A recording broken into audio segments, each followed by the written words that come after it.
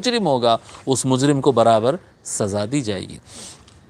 آیت نمبر 192 192 میں اللہ تعالیٰ فرماتا ہے فَإِنِ انْتَهَوْا فَإِنَّ اللَّهَ غَفُورٌ رَحِيمٌ، پس اگر وہ باز آ جائے، فَإِن پس اگر،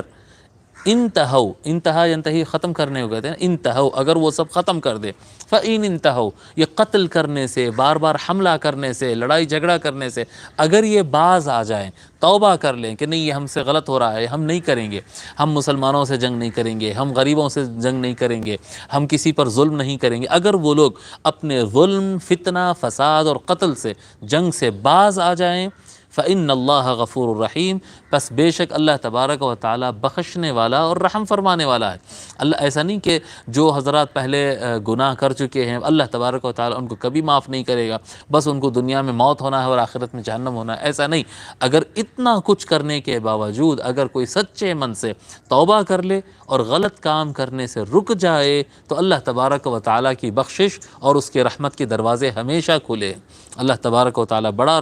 رحم فرمانے والا ہے۔